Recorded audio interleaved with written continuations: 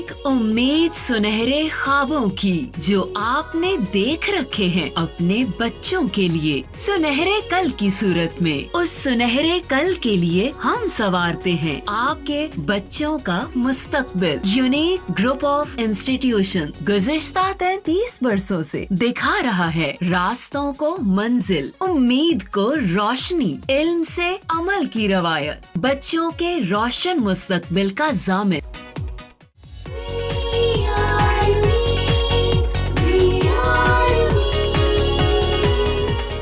अस्सलाम वालेकुम स्टूडेंट्स। बेटा, आज के लेक्चर नंबर 74 में हम डिस्कस करेंगे कैपेसिटर्स इन सीरीज़।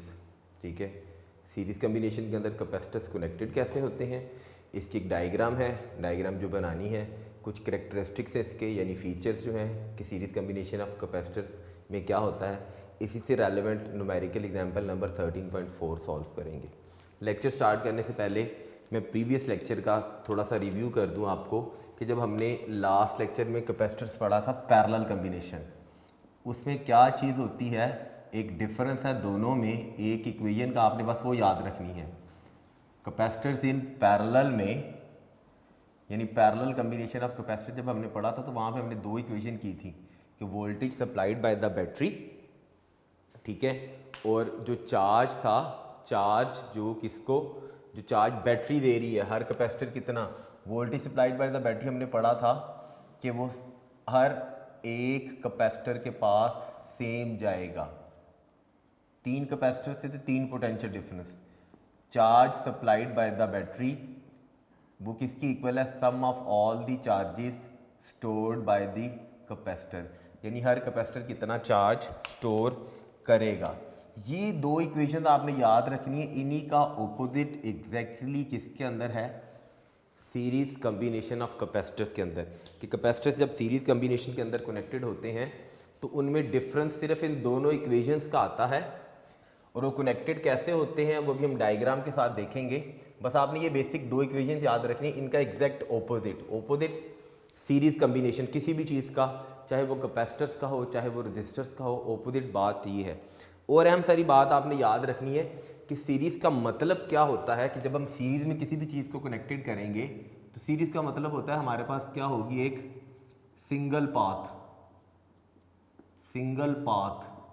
अब चूंकि हम इलेक्ट्रोस्टैटिक का चैप्टर डिस्कस कर रहे हैं तो सिंगल पाथ किस चीज़ के लिए है, करंट के लिए, यानी करंट के गुजरने का सिर्फ एक ही रास्ता है, उसके अलावा वो किसी और जगह से नहीं जा सकता। अब जब हम कैपेसिटर्स को कनेक्ट करेंगे सीरीज़ में, तो सीरीज़ कम्बिनेशन के अंदर कैपेसिटर्स जब कनेक्ट होते हैं तो इस कम्बिनेशन के अंदर कैपेसिटर्स कनेक्टेड कैसे होते हैं वो चीज़ आप जी देख लेते हैं। कि जब हम कैपेसिटर्स को कनेक्ट करते हैं सीरीज़ कम्बिनेशन के अंदर, तो सबसे पहली बात कि इस कम्बिनेशन के अंदर, in this combination capacitors are, ये जनरल इंफॉर्मेशन बता रहा हूँ, कैपेसिटर्स आर कनेक्टेड। कैसे कनेक्टेड होते हैं, साइड बाय साइड। अब साइड बाय साइड कैसे कनेक्टेड होते हैं, कैपेसिटर की डायग्राम फिर से देख लेते हैं कि कैपेसिटर जब हमें सर्किट के अंदर नजर आएगा तो उसका सिंबल कैसे होता है। ऐसे दो भी वर्टिकल्स लाइन होती हैं, ये सिंबल हमें नज़र आता है जब कैपेसिटर हमें सर्किट के अंदर नज़र आएगा। This is the symbol for capacitor. अब देखिएगा ध्यान से, अगर मेरा बच्चा देखे इसको, तो ये कैपेसिटर की जो आपके सामने आपको नज़र आ रही है, ये कैपेसिटर की this is right plate and this is left plate. एक राइट प्लेट है, एक लेफ्ट प्लेट है। तो right plate of one capacitor जो होगी कनेक्टेड होगी किसके साथ, left plate of next capacitor. ये है राइट प्लेट, ये मैं इसके ऊपर लिख देता हूं ताकि आपको याद रहे। This is right and this one is left. भाई राइट और लेफ्ट प्लेट है, तो अब जब हम सीरीज कम्बिनेशन के अंदर कैपेसिटर्स को कनेक्ट करते हैं तो क्या होता है कि right plate of each capacitor, हर कैपेसिटर की कौन सी वाली, राइट प्लेट। भाई जो राइट प्लेट होगी इज कनेक्टेड होगी किसके साथ, विद लेफ्ट प्लेट ऑफ कौन सा वाला कैपेसिटर, नेक्स्ट कैपेसिटर, यानी नेक्स्ट कैपेसिटर का मतलब उसके आगे जो आने वाला कैपेसिटर है उसकी राइट, हर कैपेसिटर की राइट प्लेट नेक्स्ट कैपेसिटर की लेफ्ट प्लेट के साथ कनेक्टेड होगी जी। अब ज़रा जी डायग्राम देखते हैं कि कैसे कनेक्टेड होंगी। ये तो सीरीज कॉम्बिनेशन के अंदर कैपेसिटर ऐसे कनेक्टेड होते हैं जी। डायग्राम देख लेते हैं कि डायग्राम में कैपेसिटर्स हमने कनेक्ट कैसे करने हैं, किस शक्ल में हमें वो कैपेसिटर्स नज़र आ रहे होंगे। जो मैंने ऊपर स्टेटमेंट लिखी कि right plate of each capacitor is connected with left plate of next capacitor. Next capacitor का मतलब उससे आगे वाला जो कैपेसिटर होगा जी। मैं जी 3 कैपेसिटर्स का कम्बिनेशन बना रहा हूँ सीरीज़ के अंदर। आपकी मर्जी है आप 2 के साथ सॉल्व कर लें तो अपनी उन्हीं दोनों गिवन इक्वेशंस को 2 के अकॉर्डिंगली मॉडिफाई कर लें। आपकी मर्जी आप 3 के साथ बना लें, आपकी मर्जी आप 4 कैपेसिटर्स की कम्बिनेशन बना लें।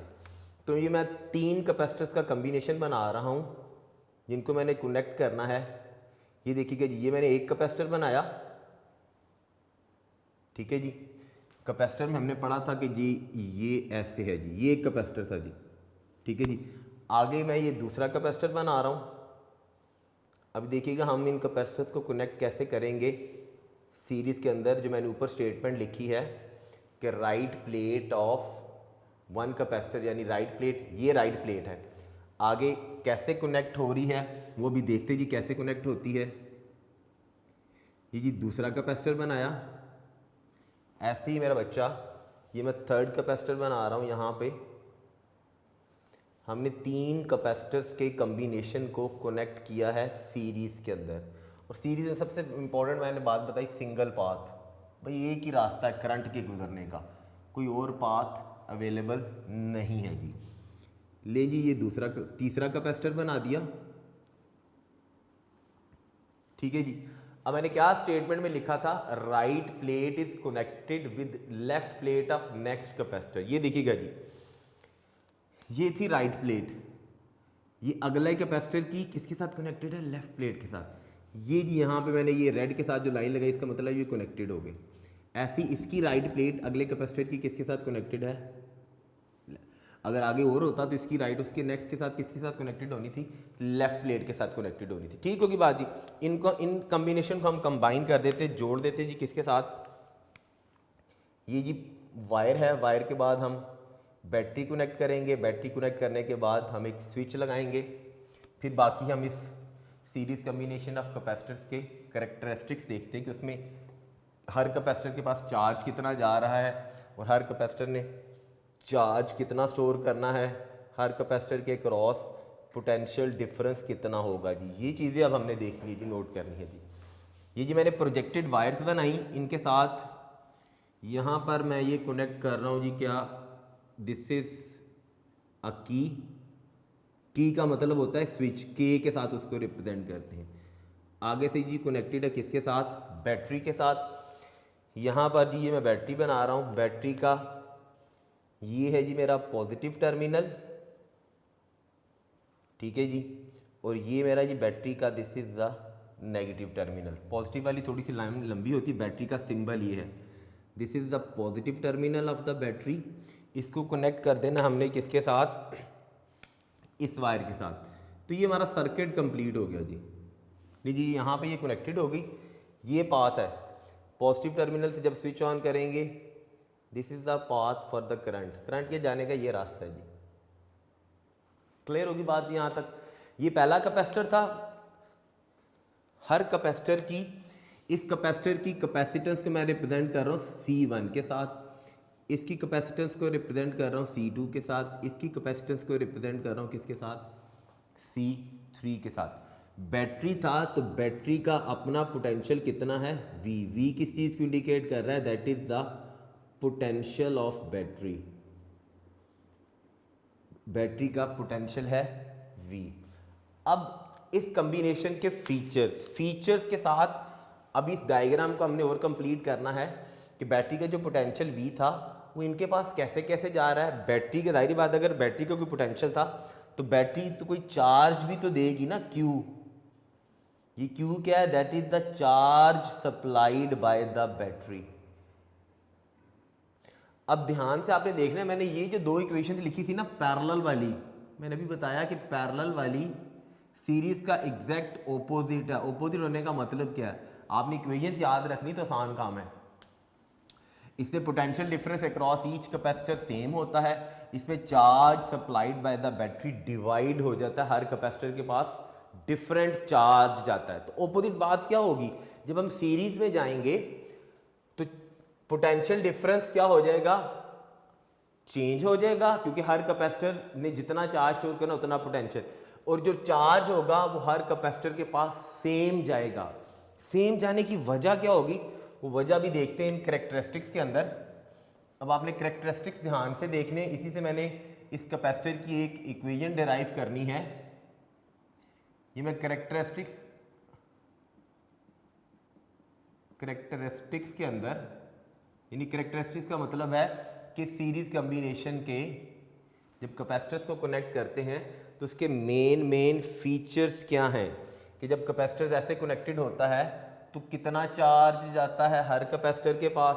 जब हर कैपेसिटर के पास, अब देखिएगा हमने कैपेसिटर में जब कैपेसिटर का खाली टॉपिक पढ़ा तो हमने ये पढ़ा था कि ये जो कैपेसिटर था, जब मैं इसको बैटरी के साथ कनेक्ट करूंगा तो बैटरी क्या करेगी, इस वाली प्लेट को प्लस क्यू चार्ज देगी, नेगेटिव वाली प्लेट की इनर सरफेस पर कौन सा चार्ज इंड्यूस हो जाएगा, माइनस क्यू। किस वजह से, इलेक्ट्रोस्टैटिक इंडक्शन की वजह से, ठीक है। और आउटर सरफेस पर कौन सा हो जाएगा, प्लस क्यू हो जाएगा। तो अब क्या होगा कि बैटरी का जो चार्ज क्यू था, ठीक है, each plate has same charge, क्योंकि बैटरी सप्लाई कर रही कितना, प्लस क्यू चार्ज, ठीक है। तो वो किसको दे रही है, प्लस क्यू चार्ज दे रही है लेफ्ट प्लेट को। ये है लेफ्ट प्लेट मेरी। मैं अगर पहले वाले कैपेसिटर की बात करूं तो क्या मैं स्टेटमेंट में कैरेक्टरिस्टिक्स के अंदर लिखूंगा, each plate has same charge. पहली तो बात ये जो इंपॉर्टेंट सारी बात है, ईच प्लेट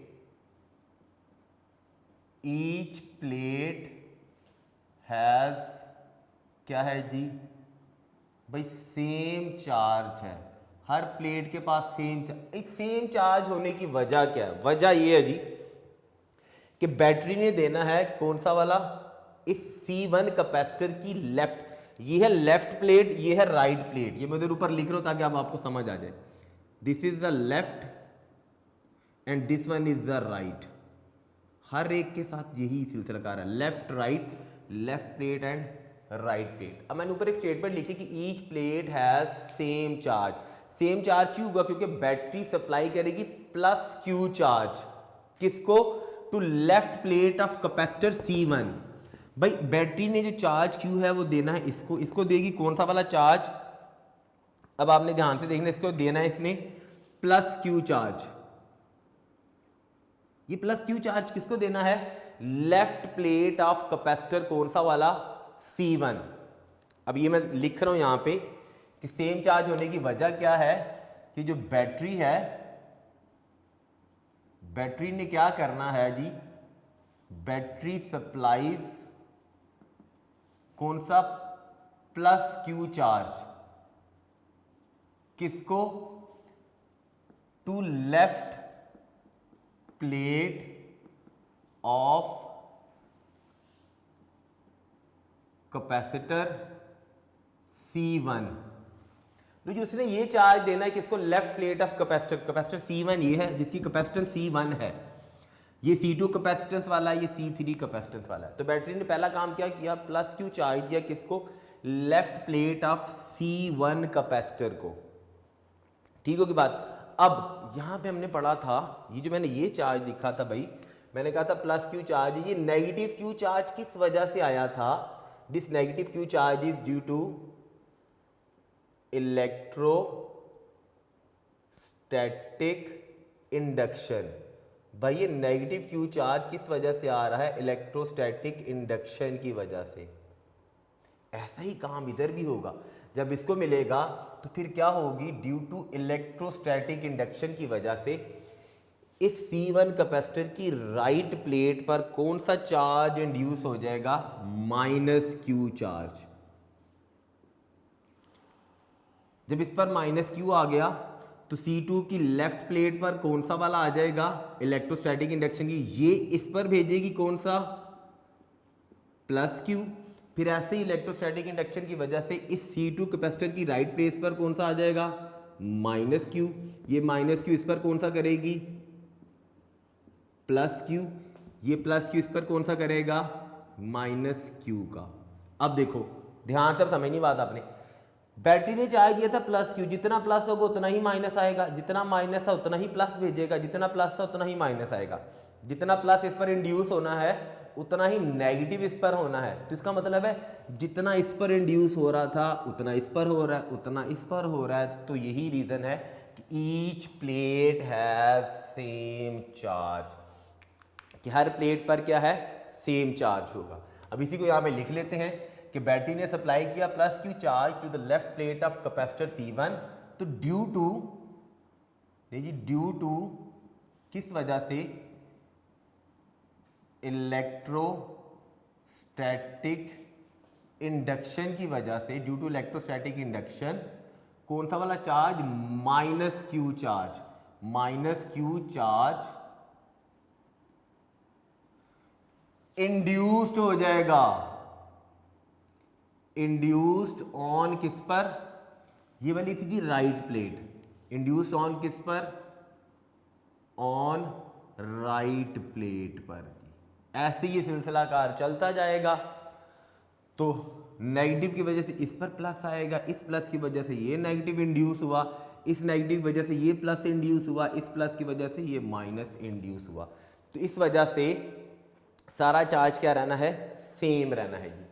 क्लियर होगी बात। जब सारा चार्ज सेम रहना है तो फिर इसी को हम, ये जो लाइन लिखी हुई थी, स्टेटमेंट लिखी हुई थी, तो इसको बैटरी चार्ज दे रही थी, क्यू चार्ज दे रही थी, वो क्यू चार्ज किसकी इक्वल हो जाएगा, पहला वाला चार्ज, पहले वाले के पास क्या जाएगा, Q1, दूसरे वाले के पास क्या जाएगा, Q2, तीसरे वाले के पास क्या जाएगा, Q3। ये देखिएगा डिफरेंस, पैरेलल में वो सेम चार्ज डिवाइड होके चला जाता है। सीरीज कॉम्बिनेशन के अंदर वही जो चार्ज था वो हर एक में क्या हो जाता है, एक जितना। सीरीज कॉम्बिनेशन के अंदर कैपेसिटर चार्ज क्या करता है, सेम स्टोर करता है, लेकिन पैरेलल कॉम्बिनेशन के अंदर हर कैपेसिटर ने अलग-अलग चार्ज स्टोर करना था।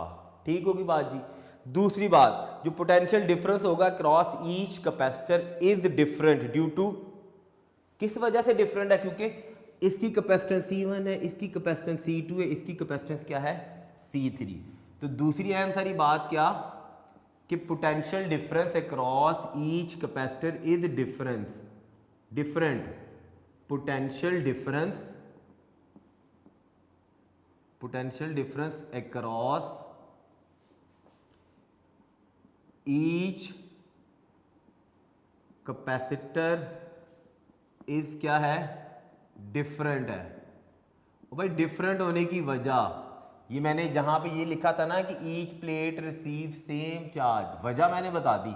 अब मैंने ये लिखी एक स्टेटमेंट कि potential difference across each capacitor क्या है, डिफरेंट है। डिफरेंट होने की वजह क्या है, वजह ये है कि हर कैपेसिटर की कैपेसिटेंस डिफरेंट है।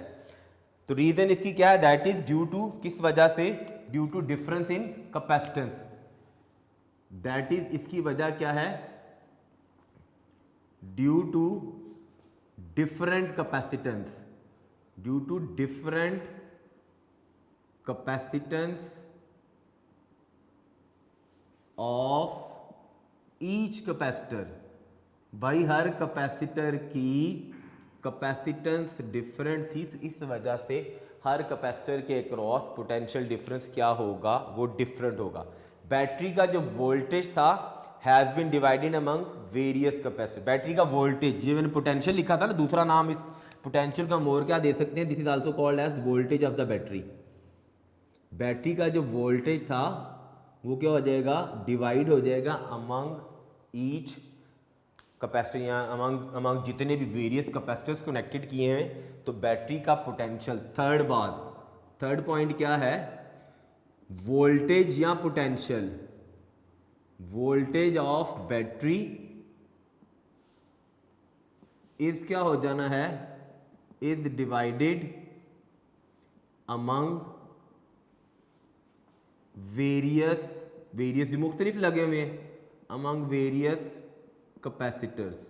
भाई मुख्तलिफ कैपेसिटर्स ये अलग है क्योंकि इसकी कैपेसिटेंस डिफरेंट है, ये डिफरेंट है, इसकी कैपेसिटेंस डिफरेंट है, ये डिफरेंट है, इसकी कैपेसिटेंस डिफरेंट है। तो क्या हुआ कि बैटरी का जो वोल्टेज था वो डिवाइड हो गया अमंग ईच कैपेसिटर। अब जब डिवाइड हो गया, हमने तो पढ़ा था बैटरी का पोटेंशियल या बैटरी का वोल्टेज V था, तो डिवाइड होके फिर उसकी इक्वेशन की फॉर्म क्या बनेगी, जो बैटरी का पोटेंशियल V था पहले वाले के पास क्या आ जाएगा, V1 की फॉर्म के अंदर, ठीक है, दूसरे वाले के पास क्या आ जाएगा, V2 की फॉर्म के अंदर, प्लस तीसरे वाले के पास क्या आ जाएगा, V3। देखिएगा ये इक्वेशन जो लिखी है पैरेलल कॉम्बिनेशन ऑफ कैपेसिटर्स के अंदर, ये इक्वेशन थी कि पोटेंशियल ऑफ बैटरी सेम हर एक के पास जाता है, इसमें पोटेंशियल ऑफ बैटरी क्या हो जाता है, दैट इज डिवाइडेड, वो डिवाइड होके जाता है जी।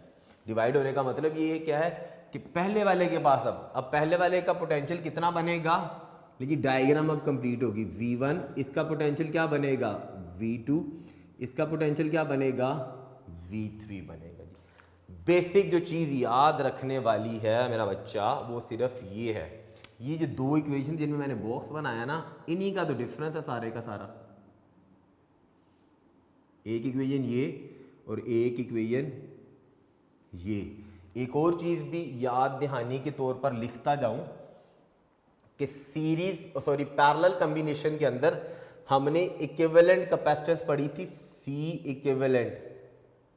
वो क्या थी, जितने भी कैपेसिटर्स कनेक्टेड होते थे उनकी कैपेसिटेंस क्या हो जाती है, सिंपली ऐड हो जाएगी।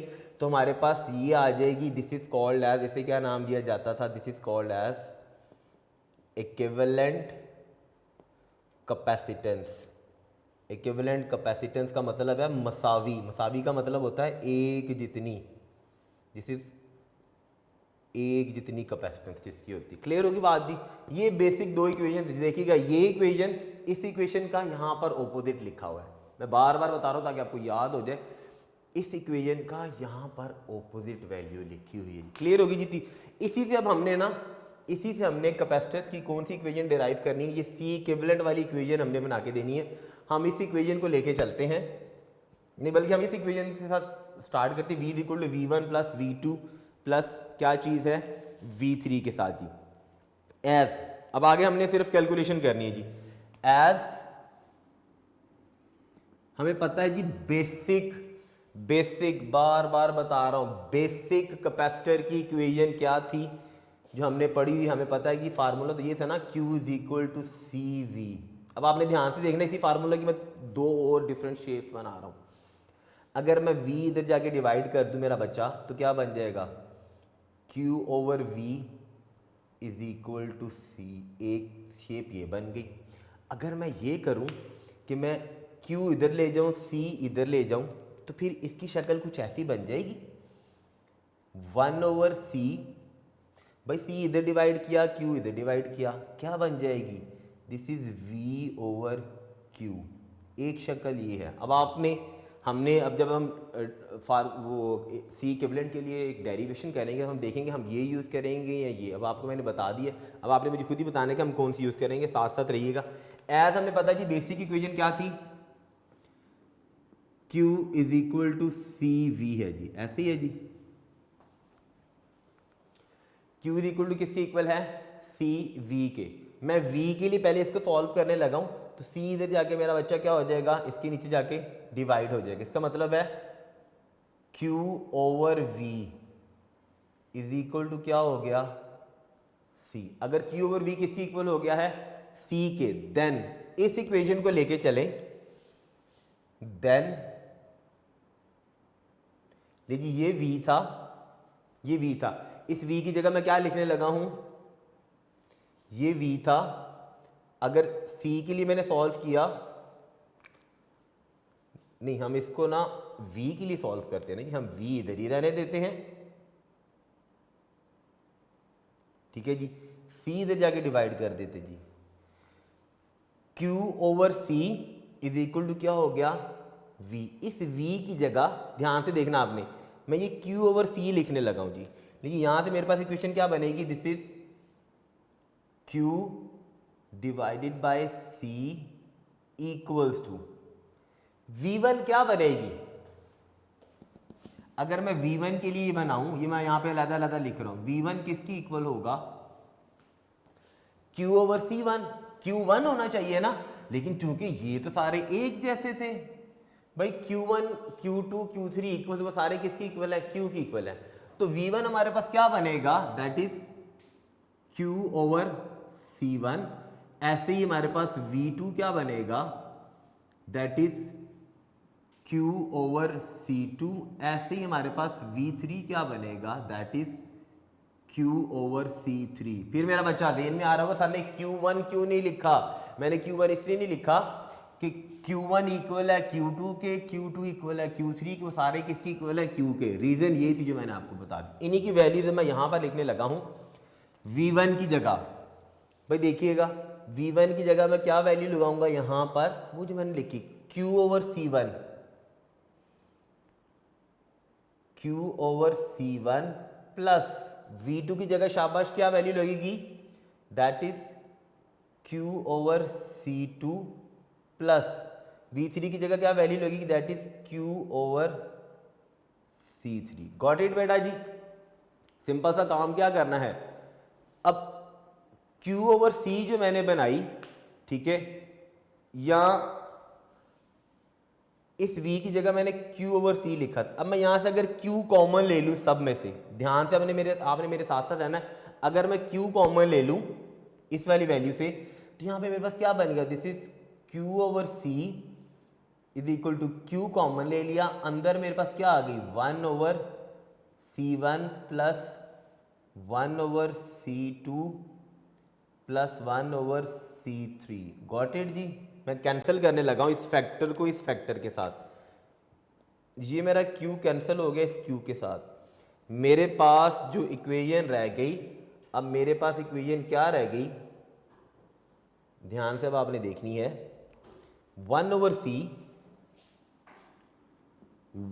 C is equal to 1 over C1 plus 1 over C2 plus 1 over C3, यही रह गई जी। 1 over C equal to 1 over C1 plus 1 over C2 plus 1 over C3।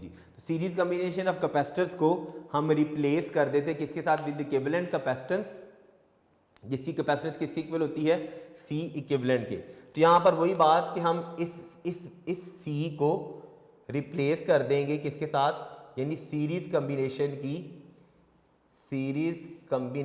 की जो इक्विवेलेंट कैपेसिटेंस है, इक्विवेलेंट कैपेसिटेंस वो क्या बनेगी, ये जो C था, ये इक्विवेलेंट कैपेसिटेंस मैं ये बनाऊंगा, this is 1 over C equivalent equal to क्या बनेगा, 1 over C1 plus 1 over C2 plus 1 over C3। इसमें हर कैपेसिटेंस की रेसिप्रोकल ऐड हो रहे हैं, इसमें हर कैपेसिटेंस इक्विवेलेंट कैपेसिटर में सीधी सीधी कैपेसिटेंस को ऐड कर दी जाता है। ऐसे ही अगर n number of capacitors connected होंगे, अगर n कैपेसिटर्स कनेक्टेड हैं, if n capacitors are connected, भाई जब n कैपेसिटर्स कनेक्टेड होंगे तो क्या बनेगी, इसको मैं ऐसे लिख सकता हूं जितने मर्जी हो, 1 over C equivalent is equal to क्या बनेगा, 1 over C1 plus 1 over C2 plus 1 over C3 plus so on, चलते चलते क्या बनेगा 1 ओवर Cn। क्लियर होगी बात जी। तीसरा फार्मूला आपने कौन सा वाला याद रखना है, ये फार्मूला याद रखना है जी, किस चीज़ के लिए, फॉर इक्विवेलेंट कैपेसिटेंस कैलकुलेट करने के लिए। एक और बात हमने की थी जब हमने पैरेलल कॉम्बिनेशन पढ़ा था, तो पैरेलल कॉम्बिनेशन में हमने ये बात पढ़ी थी कि ये पैरेलल कॉम्बिनेशन के अंदर ये जो इक्विवेलेंट कैपेसिटेंस होती है, this equivalent capacitance parallel combination के अंदर, और यहाँ पर ये जो कैपेसिटेंस आ रही है सीरीज के अंदर, पैरेलल कॉम्बिनेशन की इक्विवेलेंट कैपेसिटेंस क्या होती है, ग्रेटर होती है any of the individual capacitance connected. भाई ये सी इक्विवेलेंट पैरेलल में ये ग्रेटर होती है, ग्रेटर किसके, एनी ऑफ इंडिविजुअल कैपेसिटेंस से, भाई ये ग्रेटर होती है। और तो सीरीज में क्या होता है, सीरीज के लिए भी देख लेते हैं, सीरीज के अंदर ये जो इक्विवेलेंट कैपेसिटेंस होती है ना, यानी सी इक्विवेलेंट, इज क्या होगी, स्मॉलर, इज स्मॉलर देन किससे, एनी ऑफ द इंडिविजुअल, कोई भी इंडिविजुअल स्मॉलर से स्मॉलर होगी, C equivalent is smaller than any of smallest capacitance. भाई जो कैपेसिटेंस कनेक्टेड होगी ना उनमें से जो सबसे छोटी है ना उससे भी छोटी मिलेगी हमें सी इक्विवेलेंट, उससे भी लेसर मिलेगी। तो सीरीज कॉम्बिनेशन के अंदर कैपेसिटर्स को क्यों कनेक्ट किया जाता है, ताकि वजह क्या है इसकी, ताकि हमें जो एंड पर इक्विवेलेंट कैपेसिटेंस चाहिए ना, जब हमने सर्किट्स के अंदर लगाना है, जब हमें इक्विवेलेंट कैपेसिटेंस क्या चाहिए, लेसर चाहिए, भाई कम चाहिए, तो हम क्या करेंगे, कैपेसिटर्स को सीरीज में कनेक्ट कर लेंगे। जब हमें इक्विवेलेंट कैपेसिटेंस ग्रेटर चाहिए तो हम क्या करेंगे, इन्हीं कैपेसिटर्स को कनेक्ट कर लेंगे किस चीज़ के अंदर, इन पैरेलल कॉम्बिनेशन के अंदर। क्लियर हो गया जी। यहाँ पर सीरीज कॉम्बिनेशन ऑफ कैपेसिटर्स का टॉपिक खत्म हो गया। आपने ये जो मैंने इक्वेशंस लिखी थी ये याद रखनी, ये वाली इक्वेशन, ये इक्वेशन और ये इक्वेशन न्यूमेरिकल प्रॉब्लम्स में हमने यूज़ करनी है। इन इक्वेशंस को यहाँ पर मैं ना सेपरेट दोबारा से फिर लिख देता हूँ ताकि आपको याद रहे, क्योंकि वो मैं पोर्शन अरेज करके वहाँ पे न्यूमेरिकल लिखूंगा, ये साथ ऐसे ही देगा ताकि हम ये देखें कि ये बात भी क्या सही है जो ये निकाली थी, और हमने इंडिविजुअल चार्ज कितना स्टोर करता है वो भी हमने देखनी थी। V1 है जी हमारा किसकी इक्वल,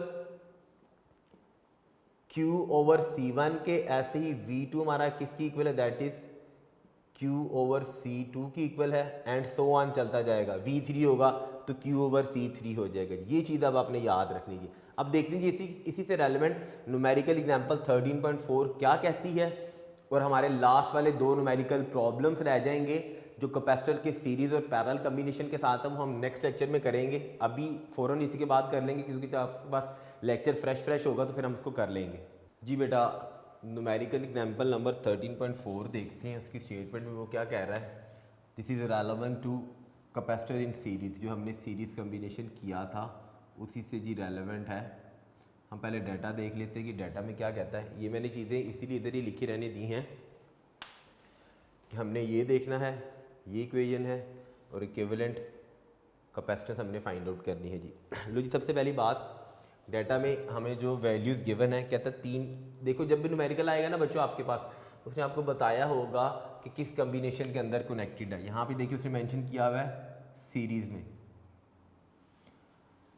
कितने हैं, 3 कैपेसिटर्स, जिनकी कैपेसिटेंस कितनी है, 3 माइक्रोफैरड, 4 माइक्रोफैरड और कितनी है जी, 5 माइक्रोफैरड।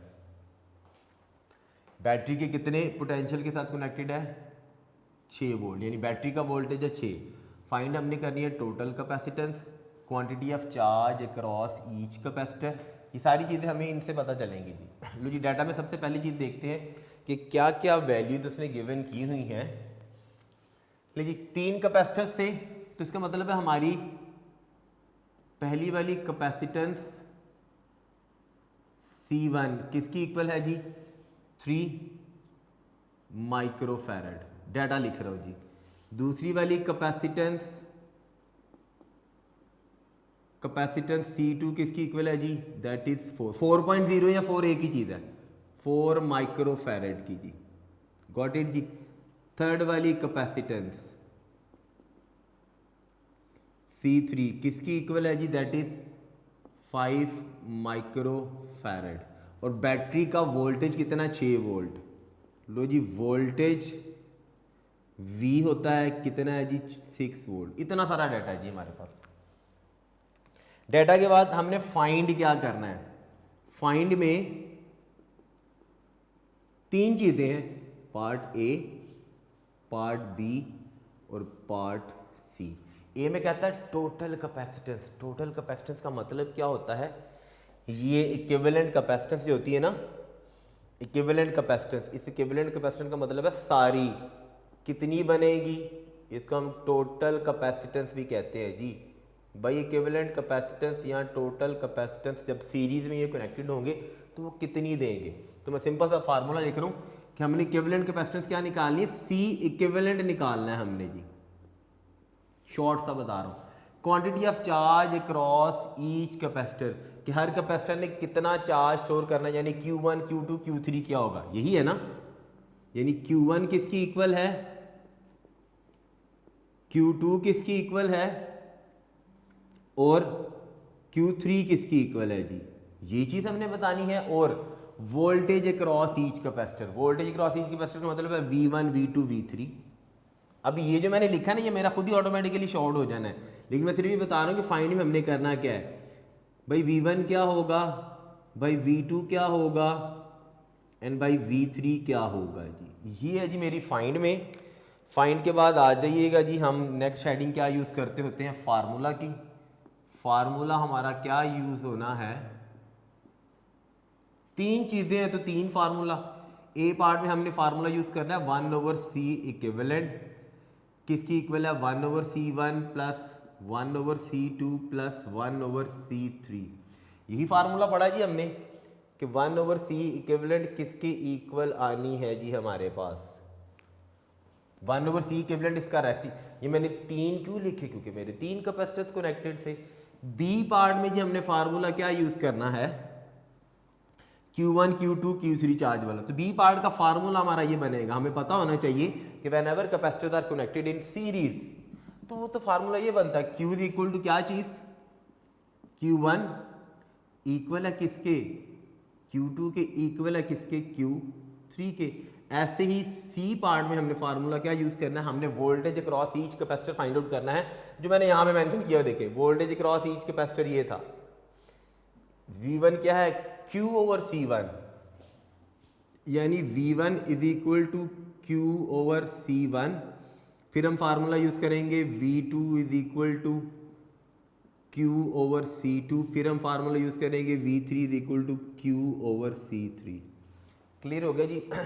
छोटा छोटा इसलिए लिख रहा हूँ ताकि हम जो गिवन टॉपिक पढ़ा उसी के साथ साथ रहें क्या चीज़ है जी। फार्मूला के बाद आ जाइएगा जी सोल्यूशन पे।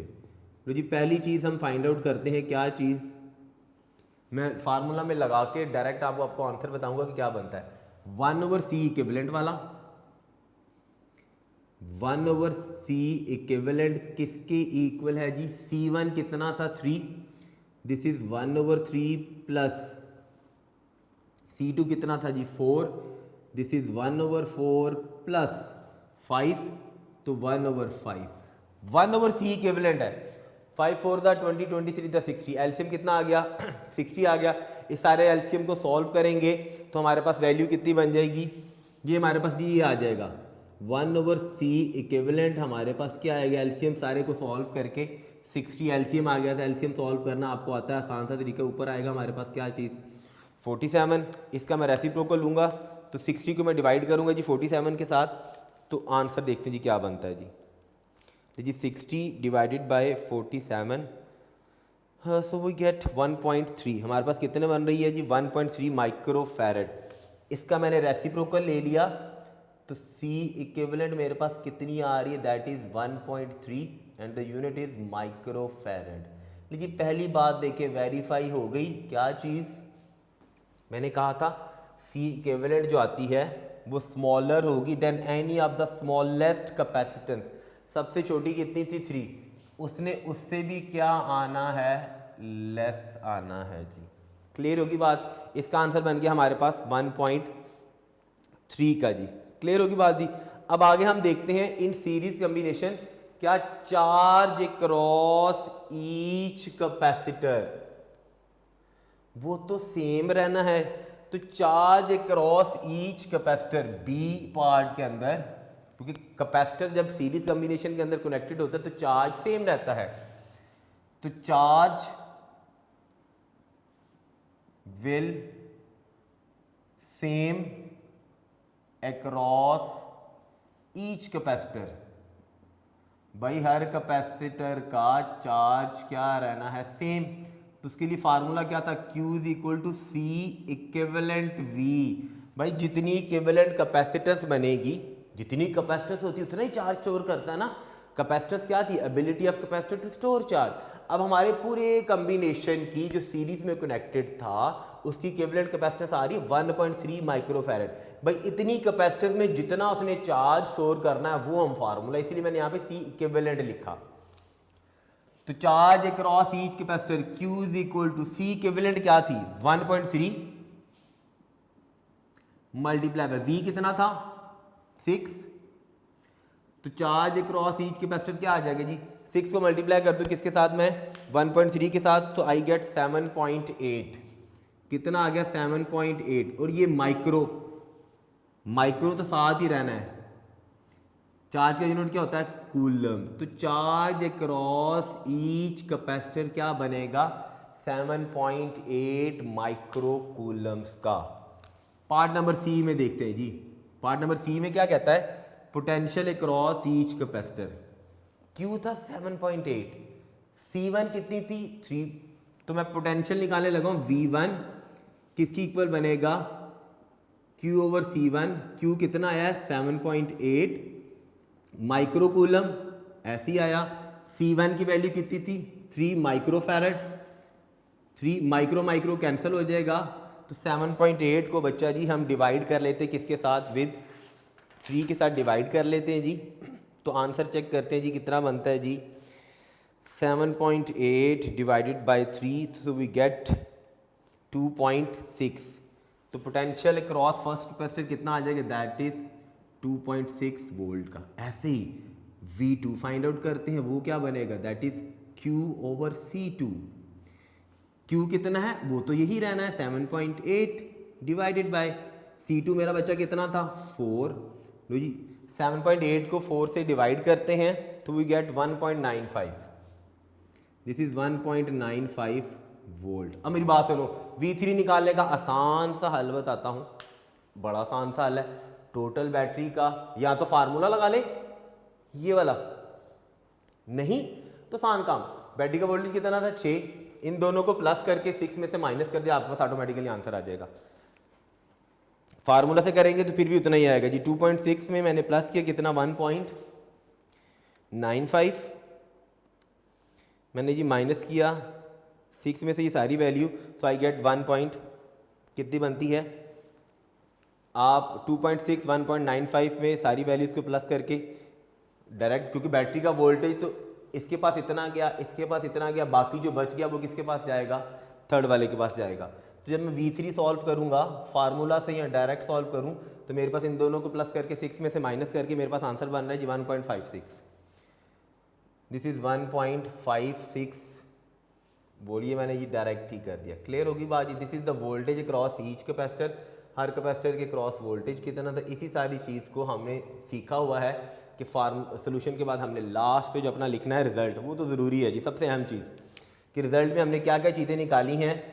अब मैं यहाँ पे लिख नहीं रहा, मैं सिर्फ आपको टिक लगा के बता रहा हूँ कि ये सारी चीज़ें आपने रिजल्ट में लिख देनी है। पहला रिजल्ट हमारा क्या आया था, जो ए पार्ट में हमने सॉल्व किया है, ये रिजल्ट आ गया सी इक्विवेलेंट, चलो ये लिख लेते हैं जी, सी इक्विवेलेंट 1.3 माइक्रोफैरड, एक ये चीज़ हमने फाइंड आउट की है जी।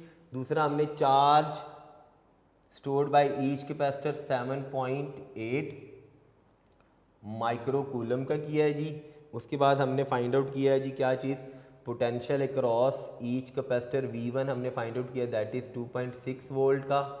हमने V2 फाइंड आउट किया है दैट इज़ 1.95 वोल्ट का, और हमने V3 मेरा बच्चा फाइंड आउट किया है दैट इज़ 1.56 वोल्ट का जी। ये सारे जी हमारे क्या हैं, दीज आर द 5 रिजल्ट्स। इनको ऐसे बॉक्स में बनाएं ताकि आपकी प्रेजेंटेशन अच्छी हो और ठीक है उसे पता चले एग्जामिनर को जिसने चेक करना है कि बच्चे को सारी चीज़ें पता हैं, आती थी।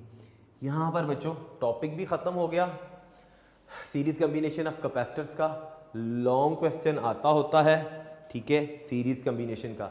और मैं बताता जाऊँ कि जो सीरीज़ कम्बिनेशन ऑफ कैपेसिटर्स था ये कब, दैट इज़ इन 2015 में बोर्ड में लॉन्ग क्वेश्चन आ चुका है।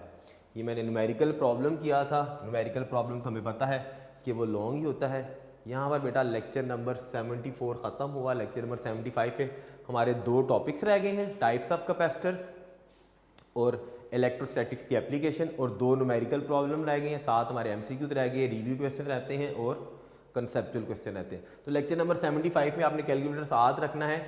मैंने जो कम्बिनेशन ऑफ कैपेसिटर्स करवाया था सीरीज़ का और पैरेलल का, ठीक है, उसी से रेलेवेंट हमने न्यूमेरिकल प्रॉब्लम, सिर्फ हमारे आखिरी 2 रह गए हैं 13.9 एंड 13.10 का, वो हम सॉल्व करेंगे। तब तक के लिए बेटा अपना बहुत सारा ख्याल रखिएगा। अल्लाह हाफिज़।